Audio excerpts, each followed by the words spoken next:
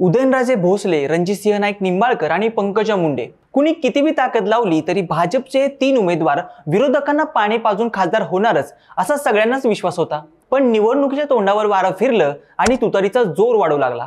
भाजपनं संपूर्ण ताकद लावून दिग्गजांना लोकसभेच्या मैदानात उतरवलं असतानाही सातारा, माढा आणि बीडची जागा धोक्यात का आली? सगळीकडूनच तुतारी वाजेल अशी चर्चा सुरू असताना भाजपचे हे 3 खमके उमेदवार अजूनही थाटात निवडून येतील याचे चान्सेस किती आहेत? शरद पवारांमुळे भाजपचं प्लॅनिंग गणलंय का याचाच घेतलेला हा सविस्तर आढावा। हॅलो, मी ओमकार। हॅलो महाराष्ट्रामध्ये तुमचं स्वागत आहे। व्हिडिओला सुरुवात करण्यापूर्वी एक महत्त्वाची आठवण, जर तुम्ही अजूनही आमच्या YouTube चॅनलला सबस्क्राइब केलं नसेल तर लगेच करा।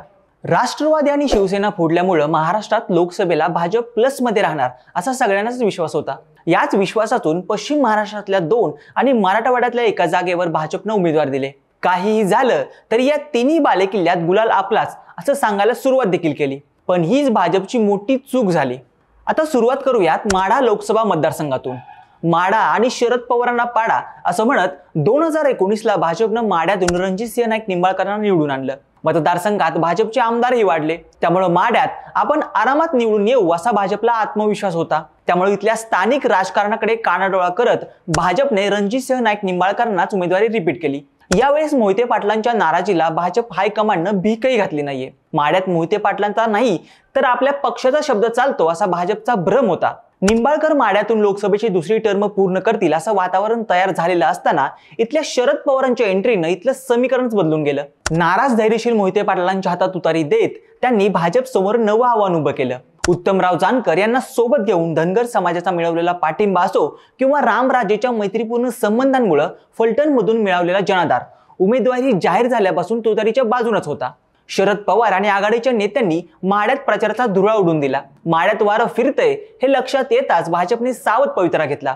फडणवीसांनी इथं जातीने लक्ष घातलं आणि मोदींची सभा झाली। पण मतदानानंतर माढ्यातील भाजपची जागा धोक्यात आहे असं सरसकट सगळेच बोलू लागलेत।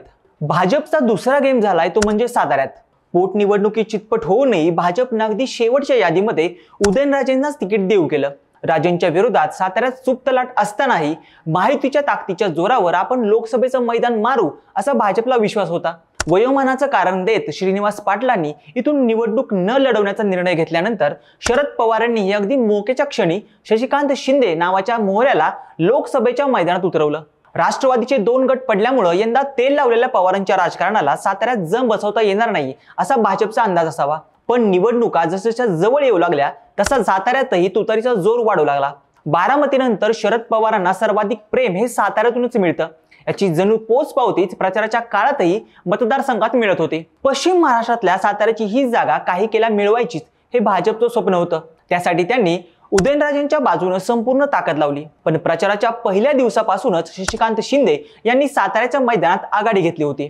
शरद पवारांची पावसातली सभा आणि त्या सभेनं पोटनिवडणुकीचं फिरलेलं वातावरण याचा अनुभव वाचल्याने आणि त्यात शरद पवारांच्या बाजूने असणारी सहानुभूतीची लाट साताऱ्यात शिंदेची ताकद ठरली। माढ्यासोबतच भाजपच्या साताऱ्याच्या उमेदवारालाही तुतारीकडून सहज मात मिळेल असा एकूणच मतदारसंघातील जनतेचा कौल दिसतोय। भाजपची धोक्यात आलेली सर्वात महत्त्वाची जागा म्हणजे बीडची। गोपीनाथ मुंडे आणि बीड हे जणू एकाच नाण्याच्या 2 बाजू। मुंडे फॅक्टर शिवाय बीडच्या राजकारणाचं पाणही हलत नाही असं बोललं जातं। गोपीनाथ मुंडे यांच्या दुर्दैवी निधनानंतरही त्यांच्या पुढच्या पिढीमुळे या जागेवर भाजपचा दबदबा कायम राहिला। प्रीतम मुंडे यांच्या 2 टर्म पूर्ण झाल्यानंतर भाजप समोर आव्हान होतं ते म्हणजे पंकजा मुंडे यांच्या राजकीय पुनर्वसनाचं। शेवटी प्रीतम मुंडे यांच्या जागी पंकजाताईंना तिकीट सुटलं आणि 2024ला मुंडे आणि भाजप फिक्स असा एकूणच बीडमध्ये ट्रेंड दिसला। महाराष्ट्रातील भाजपच्या सर्वात सेफ जागांपैकी बीडची जागा समजली जाते। त्यातही पंकजा मुंडे यांना तिकीट आणि भाऊ धनंजय मुंडे सोबतीला असताना भाजप बीडमधून निर्धास्त झाले होती। भाजपसाठी सगळं काही ठरवेल असंच घडत असताना इथून शरद पवारांनी बजरंग बाप्पा सोनवणे यांना तिकीट दिलं आणि बीडच्या निवडणुकीला मराठा विरुद्ध वंजारी असा जातीय रंग आला। मराठा आणि कुणबी समाज बजरंग बाप्पांच्या पाठीशी एकवटल्यामुळे बीडच्या निवडणुकीनं अनपेक्षित वळण घेतलं। 4थ्या टप्प्यात पार पडलेल्या बीडच्या मतदानातही बरंच थ्रिल पाहायला मिळालं। वाढलेल्या मतदानाचा टक्का आणि बोगस मतदान यामुळे बीडची निवडणूक चर्चेत राहिली। बजरंग बाप्पाने याच्या विरोधात अपील देखील केलं, पण न्यायालयाने हस्तक्षेप करायला नकार दिल्यानं स्पष्ट निकाल हा 4 जून नंतरच समजणार आहे। बीडची निवडणूक अत्यंत घासून झाली असून इथं पंकजाताईंना अनपेक्षित धक्का बसू शकतो। त्यामुळे मोठ्या आत्मविश्वासानं माढा, सातारा आणि बीडमधून लोकसभेच्या मैदानात उतरवलेल्या भाजपच्या या तिन्ही ठिकाणी तुतारीकडून गेम होतोय की काय अशा चर्चेंना सध्या पेव फुटलाय। आता हे झालं आमचं अनालिसिस। बाकी तुम्हाला काय वाटतं? भाजपच्या या तिन्ही जागा धोक्यात आहेत का? तुमचं मत आणि प्रतिक्रिया मला कमेंट करून नक्की सांगा आणि अशाच इंटरेस्टिंग व्हिडिओसाठी आमच्या हॅलो महाराष्ट्र या चॅनलला लाईक, शेअर आणि सबस्क्राईब करायला विसरू नका। व्हिडिओ शेवटपर्यंत बघितल्याबद्दल धन्यवाद।